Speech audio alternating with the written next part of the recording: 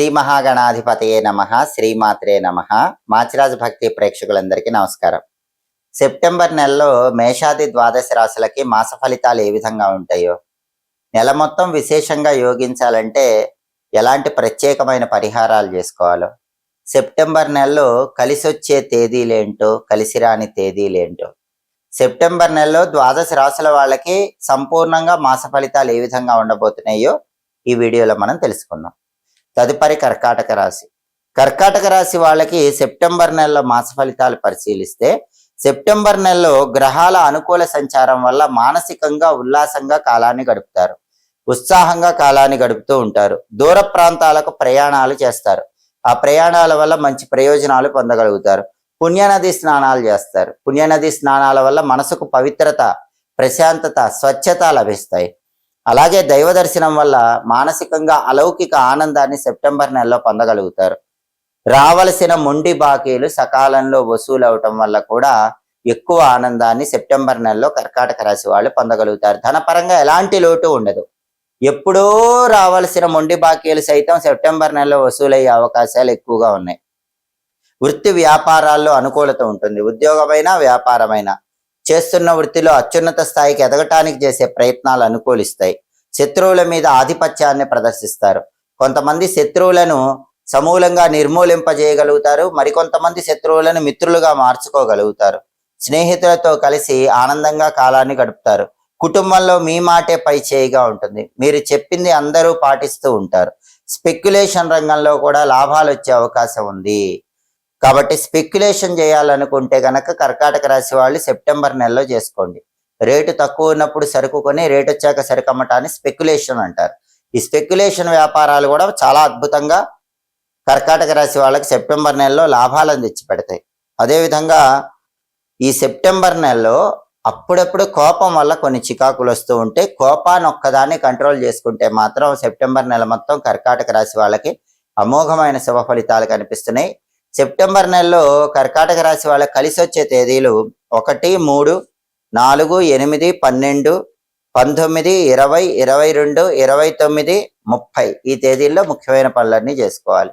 September నెలలో కలిసి రాని తేదీలు, ప్రతికూల తేదీలు 6, 10, 14, 16, 17, 24, 25, 27 ఈ ప్రతికూల తేదీల్లో ఎటువంటి పనులు చేయకూడదు. సెప్టెంబర్ నెలలో ఉగ్రదేవతల ఆలయ దర్శనం చేయాలి. దుర్గా, కాళీ, చండి, మహిషాసురమర్దిని ఇలా ఉగ్రదేవతల ఆలయ దర్శనం చేసుకుంటే చాలా వరకు అనుకూల ఫలితాలు రెట్టింపు చేసుకోవచ్చు. ప్రతిరోజు పని మీద బయటికి వెళ్ళేటప్పుడు కర్కాటక రాశి వాళ్ళు దుమ్ దుర్గాయై నమః ఈ మంత్రాన్ని 21 సార్లు చదువుకొని వెళ్ళండి.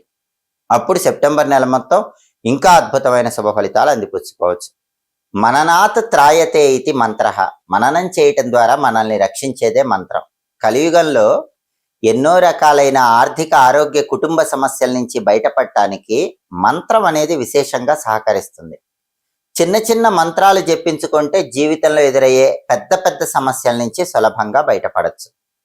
ఎవరైనా సరే పని మీద బయటికి వెళ్ళేటప్పుడు పనుల్లో ఆటంకాలు, విఘ్నాలు రాకుండా ఉండాలంటే గణపతికి సంబంధించిన చిన్న మంత్రం ఉంది. అదే గణపతి షడక్షర మంత్రం. వక్రతుండాయ హుం, దీన్ని గణపతి షడక్షర మంత్రం అంటారు. రోజు పని మీద బయటికి వెళ్ళేటప్పుడు ఒక 21 సార్లు లేదా 11 సార్లు వక్రతుండాయ హుం అనుకుని వెళితే పనుల్లో ఆటంకాలు ఉండవు, విఘ్నాలు ఉండవు, పనులు సులభంగా పూర్తవుతాయి. అలాగే ఏ పని చేసినా సరే ఆ పనిలో విజయం తొందరగా లభించాలంటే గణపతికి సంబంధించిన ఇంకొక చిన్న మంత్రం ఉంది. ఆఫీసులో ప్రమోషన్లు తొందరగా రావాలన్నా, వ్యాపారంలో లాభాలు తొందరగా రావాలన్నా, విద్యారంగంలో కాంపిటేటివ్ ఎగ్జామ్స్లో ర్యాంకులు తొందరగా రావాలన్నా, మనస్సులో ఏ కోరిక ఉన్నా సరే ఆ కోరిక తొందరగా నెరవేరాలంటే గణపతికి సంబంధించిన ఒక చిన్న మంత్రం ఉంది. ఆ మంత్రం ఏంటంటే గం క్షిప్ర ప్రసాదనాయ నమః. ఇది మంత్రం. క్షిప్ర ప్రసాదనాయ నమః అంటే ఏంటంటే మనసులో ఉన్న కోరికలు వెంటనే నెరవేర్చే గణపతికి నమస్కారం అని అర్థం. క్షిప్ర అంటే వెంటనే అని అర్థం.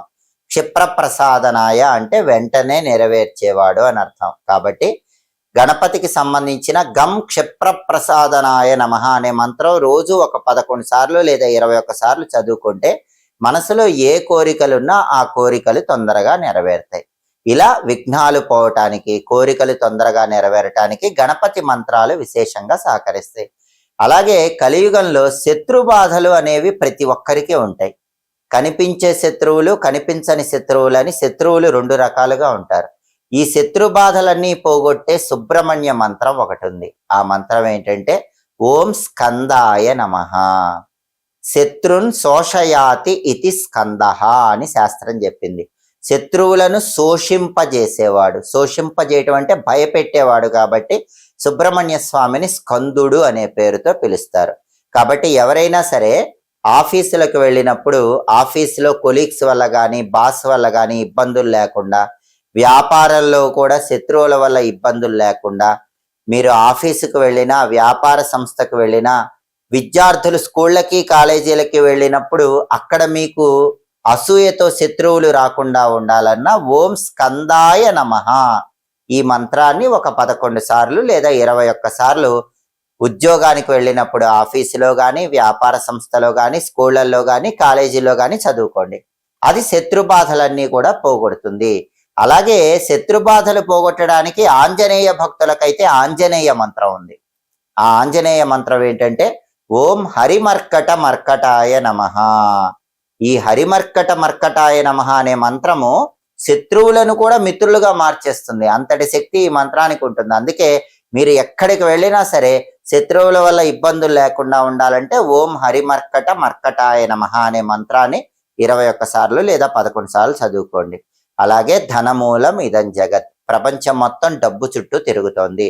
డబ్బులు బాగా సంపాదించాలన్నా, సంపాదించిన ధనం నిలబడాలన్నా లక్ష్మీ మంత్రాన్ని రోజు 21 సార్లు లేదా 11 సార్లు చదువుకోవాలి. శక్తివంతమైన లక్ష్మీ మంత్రం ఏంటంటే ఓం శ్రీం శ్రీయై నమః.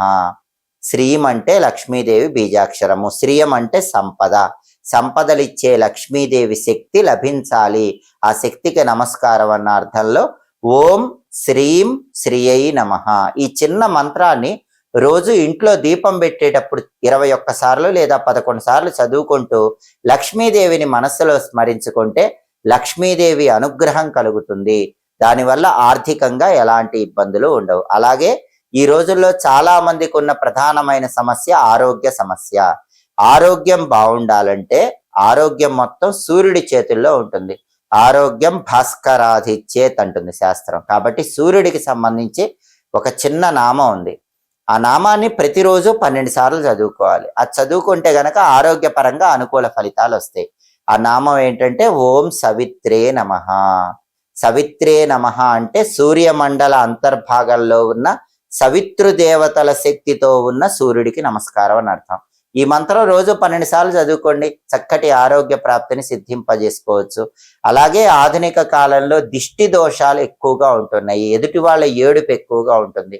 దిష్టి దోషాలు, ఎదుటి వాళ్ళ ఏడుపు పోవటానికి నరసింహస్వామి మంత్రం అద్భుతంగా పనిచేస్తుంది. ఓం నమో నారసింహాయ.